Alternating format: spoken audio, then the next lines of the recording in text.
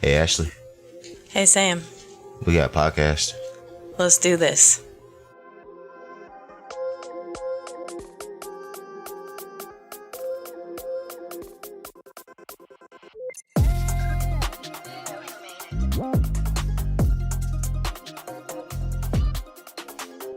We are back again Here we are. with another beautiful episode of Mixed Family Matters.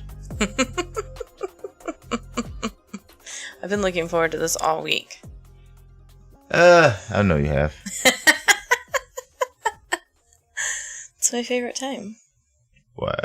Because you can't talk to me any other time? I can talk to you anytime I want, but the kids are asleep. It's relaxing. It's the whole vibe. The whole vibe, yeah. Even though I'm like so tired, it's still, I look forward to this because we record these at night. Yep. So we put the kids down to bed and do our thing. This thing. Weekly recap. Yeah. We did a lot.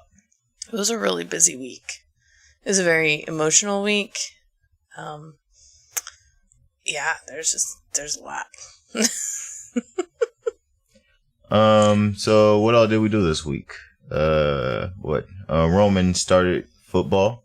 Started football. Flag football. Officially, he is non-contact. Flag football, non-contact. Yeah, that's the goal.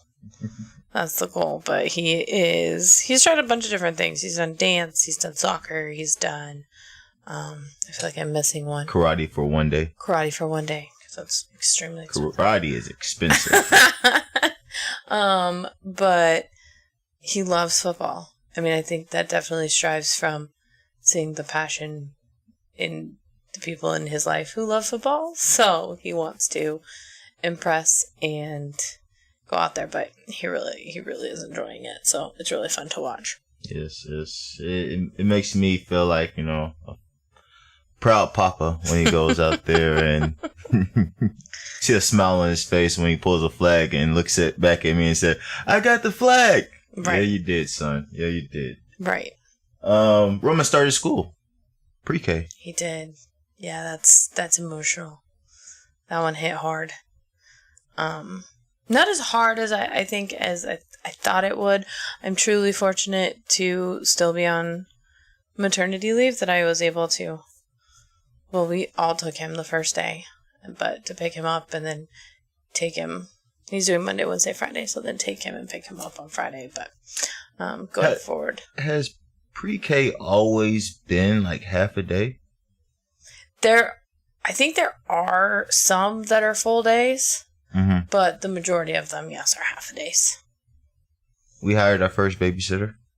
Official babysitter. Yeah, we've been fortunate enough to have a family and some friends and friends of friends help with watching the kids when we go on date nights or we go and do things. But yeah, we actually got someone that we're hoping will be kind of a regular person for us so we can date each other continually and on a regular basis and then for kind of times in between. So that was exciting. Turned out actually to go really well.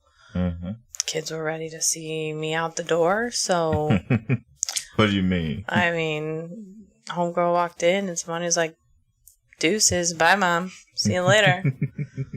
Is that a good thing or a bad thing? I feel like it's a mix, right? Like, I'm like, oh, you should have a little stranger danger girlfriend, but on the other hand, I don't have to like sneak out the door. True.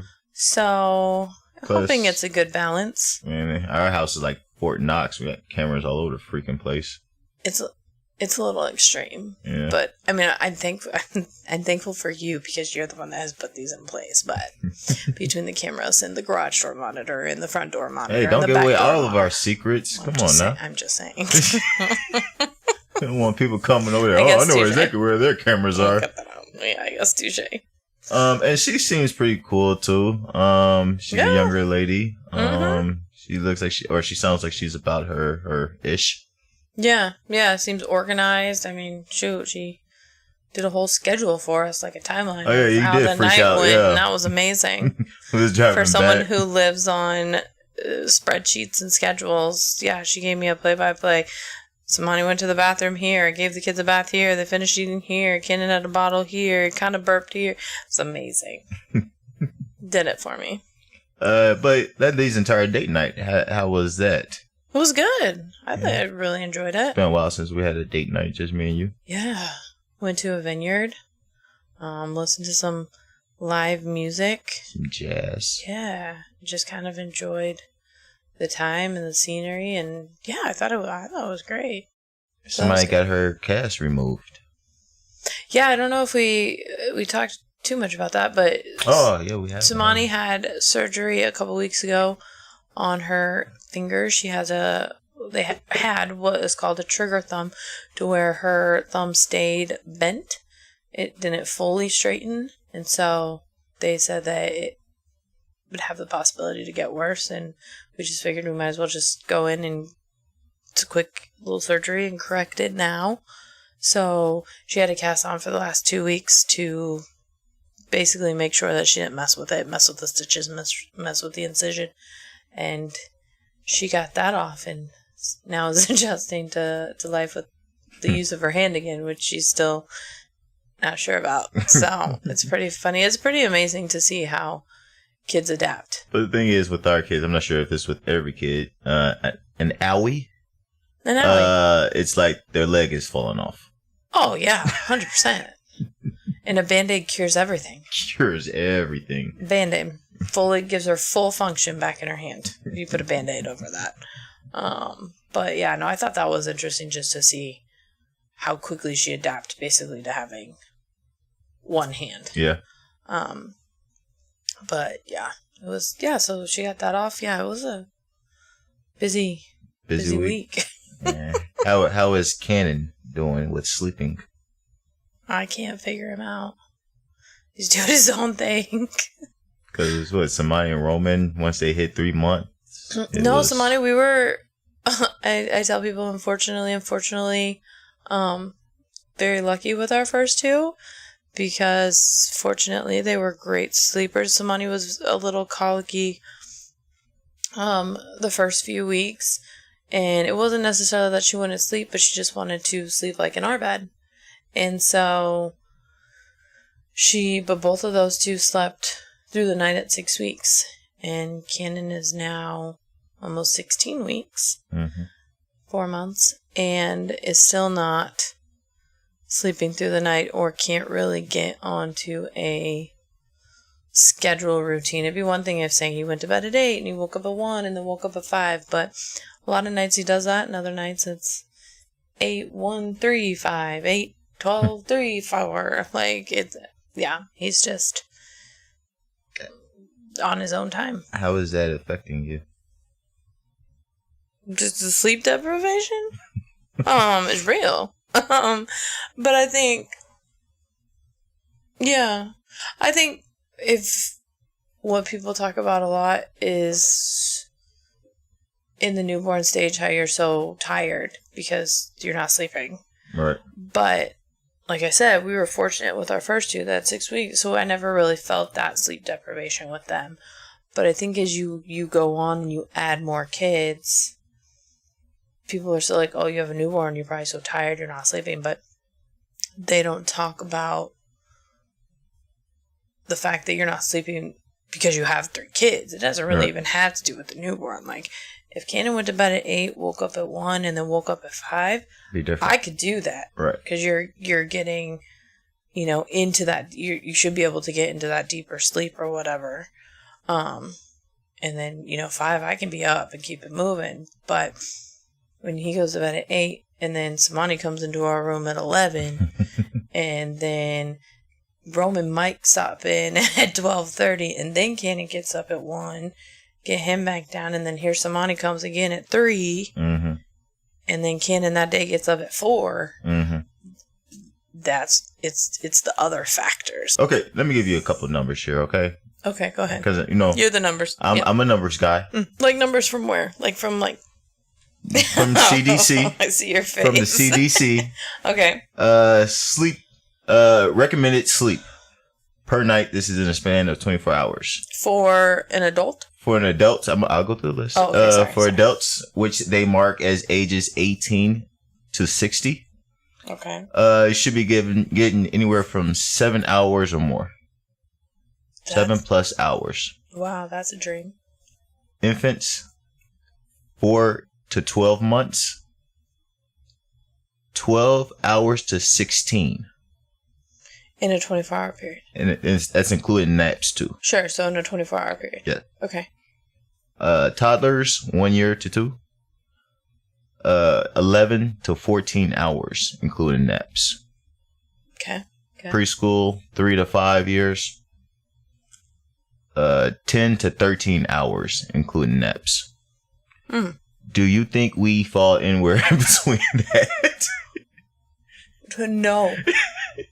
Now, this is the CDC. This is the recommended numbers. That's per CDC. # goals. Yes. Is what that is. Yes. 4 stages of sleep per everyone's favorite WebMD. Shut up. You did not pull WebMD. What's wrong with WebMD? It's Wikipedia for medical issues. It's basically going to tell you you're going to die for anything you look up. But they give you answers. You go Google it for what? Are they right? But you want to answer? You Google it. My toe hurts. You're going to die. I've got a scratch on my right leg. You're going to die. 4 stages of sleep. Okay. First stage. They might be able to get those one right. Maybe. First stage. This is when your eyes are closed. It's easy to wake up. Lasts anywhere from 5 to 10 minutes. Second stage is light sleep. Heart rate slows down. Your body temp drops. This lasts anywhere from 10 to 25 minutes. Third stage, deep sleep. A lot of people hit this. Older you get, good note. Older that you get, the harder it is to reach stage 3, deep sleep. Okay. Yep, but this is when your body repairs itself, regrows tissue, builds bone, muscle, strengths, your immune system, all that good stuff. That's so happens crazy. in stage 3. Hmm. Then is everybody's favorite REM sleep. This is when you have your intense dreams. Your brain is as most active. So I hate REM sleep. Why do you hate REM sleep? Because I hate dreaming. Because my dreams are usually horrible. Mm-hmm. And I like to go to sleep so my brain stops thinking. Because it never stops thinking. Yeah. So... Well, lucky for you, adults only hit REM sleep 20% of the time. Good. I mean, I probably never hit it. Babies hit it 50% of the time. Jeez Louise. Yeah. That's crazy. Yeah, and this lasts, you hit this about 90 minutes after falling asleep. So, minimum 90 minutes gets you into a REM sleep. Yes. So, that means you have to sleep for 90 minutes. At best. At best. Yeah, no. But I would think that your goal is to at least hit stage 3. Right? Oh, my goal is to sleep. I ain't going to think about this day. I just get in the bed, get to sleep before I get tapped on the shoulder. Yeah. That's the goal. Well, I mean, that's everybody's goal. And I think, I think that's true. I think if you aim for at least anywhere from like 5 to 7, you should be good on a daily basis. So bringing it around sleep deprivation, it's a thing. You're not alone if you're going through it. Not alone. Another thing that we could talk about is Roman and his night terrors that he still has. Yeah. Yeah, that one. He went through really bad night terrors when he was about 2. Mm-hmm. And it was awful. I mean, like, you know, there's like different versions, but for him, he just would he'd just scream and cry at the top of his lungs. Eyes closed. He was asleep. There was no consoling him because you couldn't get him to hear you. You couldn't get him to calm down. It wasn't until like he would literally feel you holding him. Mm-hmm. And that was a really long period of time. And I remember like one of my friends who like, we haven't even had that much of, like, a history or whatnot, like, had reached out to me because I had posted something about it and just gave me, like, some really great words and comfort and ideas to try, because her son had kind of gone through the similar thing. And I just remember being, like, a breath of fresh air. It didn't work all the time, but it definitely, though, some of those techniques helped. Mm-hmm. But, I mean, he still has them from time to time. I hear him cry out. I mean, like I said, it's not anything like it was. And Right. Sometimes it isn't even in a week, but sometimes it not is. as much as it was. But yeah, so that is crazy though, because I mean, we've done research on it. We haven't really, nobody's really pinpointed why that happens. I mean, at 2 years old, what has happened in your life that scares you that much? Right. And like, you know, and then we have Samani, and she's not gone through that. Well, she's a different breed. That girl's a different breed. She'll take people out in her sleep. So that second child, man. That girl. Yeah, so no, it's definitely, like you said, we've done the research. Mm-hmm. And there's so many different things that it could be. There's so many, you know, and without having to go through all, like, sleep studies and so, you know, because you don't want to put a 2-year-old through that if you don't have to. Yeah. But just navigating through those is hard. Yeah. But sleep is a real thing.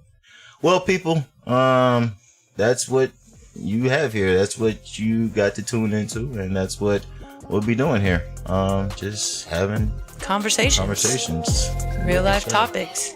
Learning, living, all these mixed family matters.